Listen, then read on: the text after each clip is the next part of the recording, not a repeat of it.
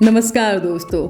हम सब जीवन में एक बार तो दोस्तों के साथ ये प्लान बनाते ही हैं कि यार विदेश घूमने चलेंगे, पर अपनी रोजमर्रा की जिंदगी से वक्त और पैसा निकालना सबके लिए बहुत ही मुश्किल काम हो जाता है।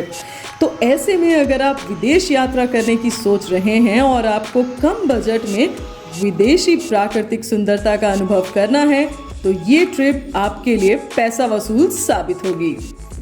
अगर आप इंडिया से बाहर कहीं नहीं गए हैं और अपनी विदेश यात्रा की शुरुआत करना चाहते हैं, तो आप भारत के पड़ोसी देश नेपाल घूमकर कर सकते हैं।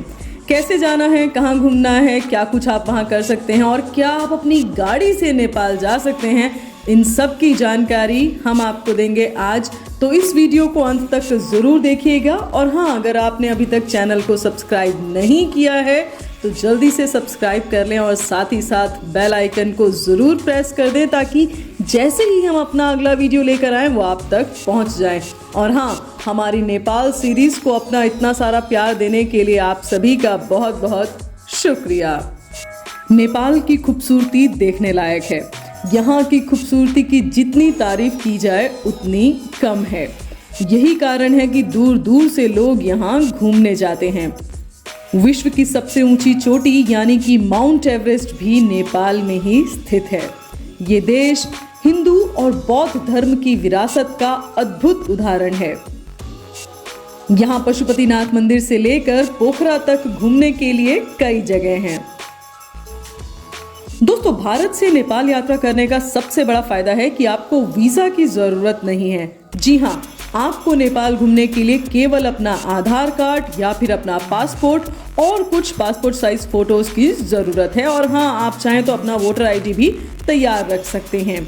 और अगर आप विदेशी मुद्रा के बारे में सोच रहे हैं तो यहाँ भी आप फायदे में हैं, क्योंकि नेपाल में भारतीय रुपया चलता है। जी हाँ, इंडियन नेशनल करेंसी INR में आप वहाँ पेमेंट कर सकते हैं। और जहाँ तक हो सके आप 100 रुपये के नोट लेकर जाएं। जी हाँ, 100 रुपये के नोट लेकर जाएं। और अगर आपके पास SBI का ATM कार्ड है तो आप नेपाल के SBI बैंक से पैसे भी निकाल सकते हैं। जी हाँ, नेपाल में स्टेट बैंक ऑफ इंडिया है जहाँ से आप अपने पैसे निकाल सकते हैं।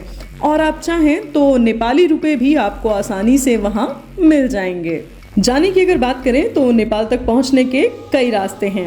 आप चाहें तो दिल्ली से काठमांडू की हवाई यात्रा कर सकते हैं, पर ये आपके लिए थोड़ी सी महंगी साबित हो सकती है। और अगर आप रोड ट्रिप करने का सोच रहे हैं तो आपको दिल्ली से नेपाल के लिए सीधे बस भी मिलेगी। जी हाँ, दिल्ली टू नेपाल बस।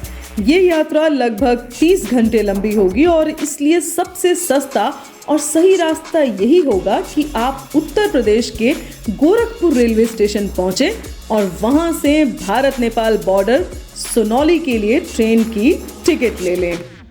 अगर आप बड़े ग्रुप में कई साथियों के साथ घूमने गए हैं तो आप जीप से या फिर कैब से भी गोरखपुर से सोनौली तक पहुंच सकते हैं। और गोरखपुर से भारत नेपाल बॉर्डर लगभग 248 किलोमीटर की दूरी पर है, जहां पहुंचने में आपको लगभग 6 से 7 घंटे का समय लगेगा।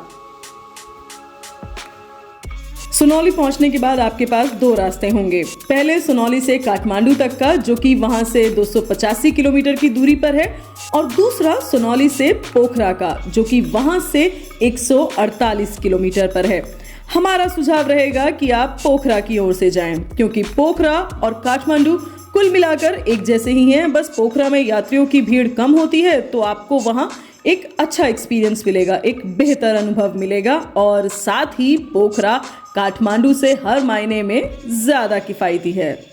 पोखरा शहर अपनी झीलों की वजह से बहुत फेमस है, इसलिए आप यहाँ पहुँचकर झील के किनारे होटल में कमरा ले लें। आपको 800 से 1000 तक के कमरे मिल जाएंगे।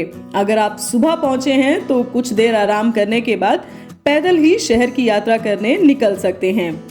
फेवा झील यहाँ की सबसे मशहूर और लंबी झील है। झील में घूमने के लिए आपको वहाँ 400 रुपये में नाव मिल जाएगी, जो इस खूबसूरत झील की सुंदरता और ठहराव दोनों का अनुभव कराएगी। वैसे सारंगकोट और शांति स्तूपा भी पोखरा के आसपास बहुत मशहूर हैं।